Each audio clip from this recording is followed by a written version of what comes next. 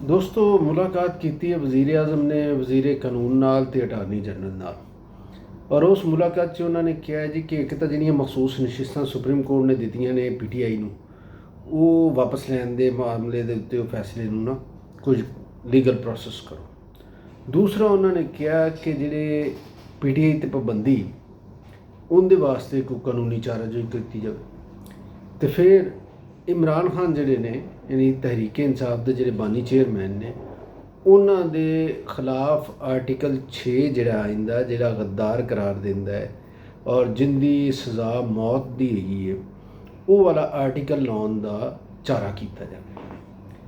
ਅਤੇ ਇੱਕ ਉਹਨਾਂ ਨੇ ਹੋਰ ਗੱਲ ਕੀਤੀ, ਉਹਨਾਂ ਨੇ ਕਿਹਾ ਕਿ ਜਿਹੜੇ ਸਾਡੇ ਇਤਿਹਾਦੀ ਨੇ ਨਾ ਹਕੂਮਤ ਦੇ ਵਿੱਚ, ਹੁਣ 2-4 ਹੀ ਤਾਂ ਇਤਿਹਾਦੀ ਰਹਿ ਗਏ ਨੇ, ਬਾਕੀ ਜਮਾਤਾਂ ਤਾਂ ਪਿਛਾਂ ਹੋ ਗਈਆਂ। ਉਹ ਤਾਂ ਜਿਹੜੀਆਂ PDM 'ਚ 13 ਜਮਾਤਾਂ ਹੁੰਦੀਆਂ ਸੀ, ਉਹ ਨਿਕਲ ਕੇ ਇੱਧਰ ਹੋ ਗਈਆਂ।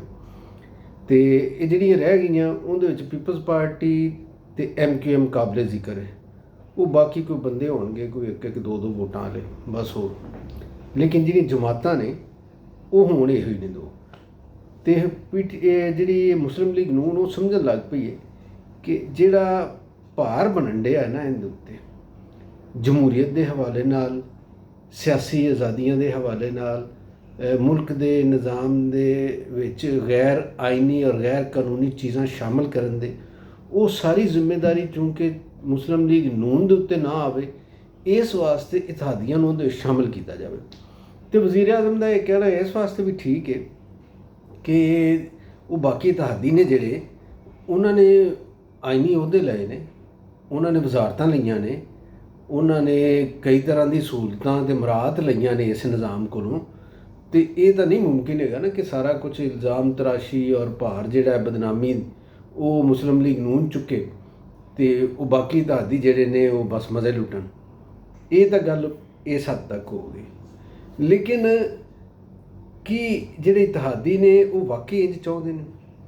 ਅਤੇ ਕਮ ਸੇ ਕਮ ਮੇਰੀ ਹੱਦ ਤੱਕ ਤਾਂ ਮੈਂ ਸਮਝਦਾ ਵਾਂ ਕਿ ਉਹ ਇਤਿਹਾਦੀ ਜਿਹੜੇ ਨੇ ਉਹਨਾਂ ਨੂੰ ਕੋਈ ਇਹਦੇ 'ਚ ਮੁਜ਼ਾਇਕਾ ਨਹੀਂ ਹੋਵੇਗਾ। ਹਾਂ, ਉਹ ਇਹ ਜ਼ਰੂਰ ਹੈ ਕਿ ਨਵੇਂ ਸਿਰੇ ਤੋਂ ਕੋਈ ਸ਼ਰਾਇਤ ਮਨਵਾ ਲੈਣ ਹੋਰ ਆਪਣੀਆਂ, ਅਤੇ ਕੋਈ ਹੋਰ ਫਾਇਦੇ ਲੈ ਲੈਣ। ਲੇਕਿਨ ਜਿੱਥੋਂ ਤੱਕ ਹੈਗਾ ਨਾ ਕਿ ਨਿਜ਼ਾਮ ਨੂੰ ਕਿਵੇਂ ਚਲਾਉਣਾ ਹੈ, ਅਤੇ ਇਹ ਸਾਰਿਆਂ ਦੇ ਵਿੱਚ ਕੋਈ ਫਰਕ ਨਹੀਂ ਹੈਗਾ ਸੋਚ ਦਾ, ਇਹ ਇਸੇ ਤਰ੍ਹਾਂ ਹੀ ਰਹੇਗਾ।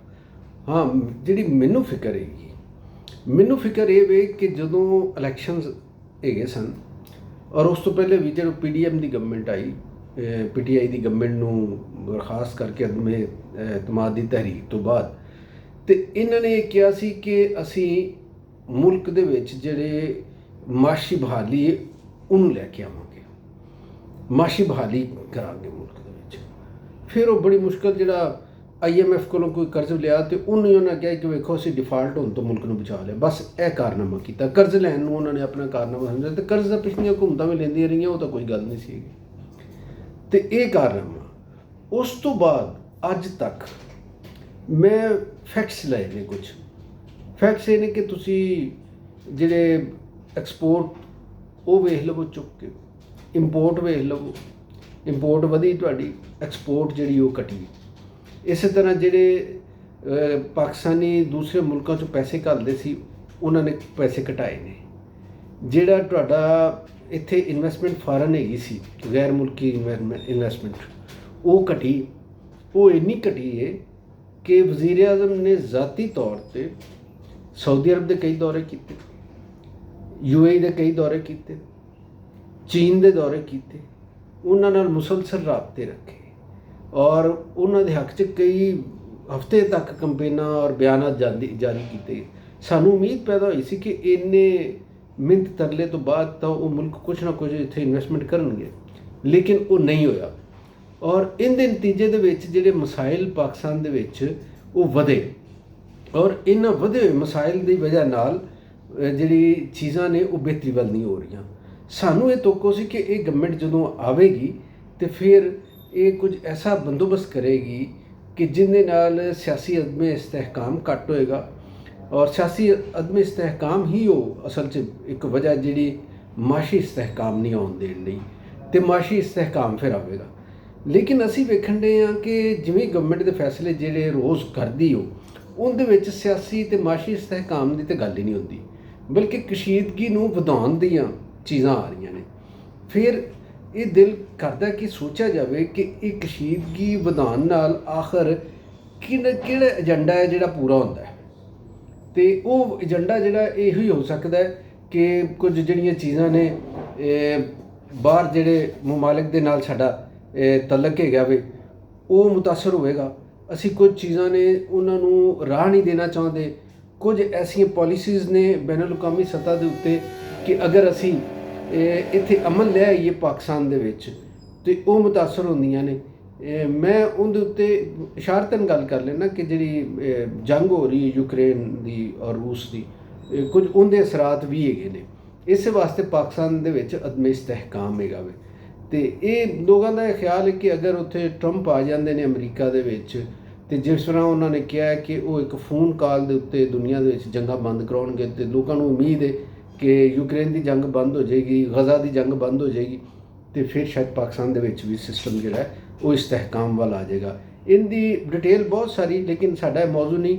ਅਸੀਂ ਪਾਕਿਸਤਾਨ ਦੇ ਮਾਮਲੇ ਦੇ ਉੱਤੇ ਹੀ ਰਹਿੰਦੇ। ਅਤੇ ਪਾਕਿਸਤਾਨ ਦੇ ਵਿੱਚ ਫੌਰੀ ਤੌਰ 'ਤੇ ਜਿਹੜੀ ਤਵੱਜੋ ਤਲਬ ਮਾਮਲਾ ਹੈ ਉਹ ਹੈਗਾ ਵੇ IPPs ਦਾ, ਕਿ IPPs ਦੇ ਖਿਲਾਫ ਕਾਰਵਾਈ ਜਿਹੜੀ ਇਹ ਆਵਾਮ ਦਾ ਇੱਕ ਪਹਿਲਾ ਮੁਤਾਲਬਾ ਜਿਹੜਾ ਹੈ ਉਹ ਬਣਦਾ ਜਾ ਰਿਹਾ ਹੈ ਕਿ IPPs ਜਿਹੜੀਆਂ ਨੇ ਇਹਨਾਂ ਲੁੱਟ ਮਚਾਈ। ਇਹ ਇਸ ਤਰ੍ਹਾਂ ਬਣ ਗਿਆ ਕਿ ਜਿਵੇਂ ਈਸਟ ਇੰਡੀਆ ਕੰਪਨੀ ਹੁੰਦੀ ਸੀ ਪੁਰਾਣੇ ਜ਼ਮਾਨਿਆਂ 'ਚ ਨਾ, ਅੰਗਰੇਜ਼ ਨੇ ਬਣਾਈ ਸੀ, ਅਤੇ ਉਹ ਇੱਥੋਂ ਸਾਰਾ ਕੁਝ ਲੁੱਟ ਕੇ ਲੈ ਗਈ। ਅਤੇ ਇਸੇ ਤਰ੍ਹਾਂ ਹੀ ਸਾਨੂੰ ਲੱਗਦਾ ਕਿ ਇਹ ਨਵੇਂ ਦੌਰ ਦੀ ਕੋਈ ਈਸਟ ਇੰਡੀਆ ਕੰਪਨੀ ਜਿਹੜੀ ਜਿਹਦੇ ਵਿੱਚ ਪਹਿਲੇ ਫਾਰਨ ਇਨਵੈਸਟਰਸ ਆਏ ਔਰ ਫਿਰ ਸਾਡੇ ਜਿਹੜੇ ਆਪਣੇ ਲੋਕ ਨੇ ਇਹ ਵੀ ਵਿੱਚ ਰਲ ਗਏ ਉਹਨਾਂ ਦੇ, ਅਤੇ ਇਹਨਾਂ ਨੇ ਮਿਲ ਜੁਲ ਕੇ ਪਾਕਿਸਤਾਨ ਦੇ ਲੋਕਾਂ ਨੂੰ ਇਸ ਹੱਦ ਤੱਕ ਲੁੱਟਿਆ ਹੈ, ਇਸ ਹੱਦ ਤੱਕ ਲੁੱਟਿਆ ਹੈ ਕਿ ਲੋਕ ਹੁਣ ਸੜਕਾਂ 'ਤੇ ਆ ਗਏ ਔਰ ਪਰੇਸ਼ਾਨ ਹੋ ਗਏ ਨੇ। ਅਤੇ ਇਹਦਾ ਅਗਲਾ ਨਤੀਜਾ ਜਿਹੜਾ ਹੈ ਉਹ ਬਹੁਤ ਵੱਡੀ ਇੱਕ ਅਨਾਰਕੀ ਦੀ ਔਰ ਇੰਤਸ਼ਾਰ ਦੀ ਸ਼ਕਲ ਦੇ ਵਿੱਚ ਸਾਹਮਣੇ ਆ ਸਕਦਾ ਹੈ। ਅਤੇ ਲੋਕ ਜਿਹੜੇ ਨੇ ਉਹ ਹੁਣ ਮੁਤਾਲਬਾ ਕਰਨ ਡਏ ਨੇ ਕਿ ਮੁਲਕ ਦੇ ਵਿੱਚ ਜਮਹੂਰੀ ਅਤੇ ਇੰਤਖਾਬੀ ਸ਼ਫਾਫੀਅਤ ਹੋਵੇ। ਇਲੈਕਸ਼ਨ ਕਮਿਸ਼ਨ ਦਾ ਜਿਹੜਾ ਰੋਲ ਹੈ ਲੋਕ ਉਹਨੂੰ ਨਿਸ਼ਾਨਾ ਬਣਾ ਰਹੇ ਨੇ ਤਨਕੀਦ ਦਾ ਕਿ ਉਹ ਠੀਕ ਨਹੀਂ ਹੈਗਾ, ਉਹ ਠੀਕ ਹੋਣਾ ਚਾਹੀਦਾ ਹੈ।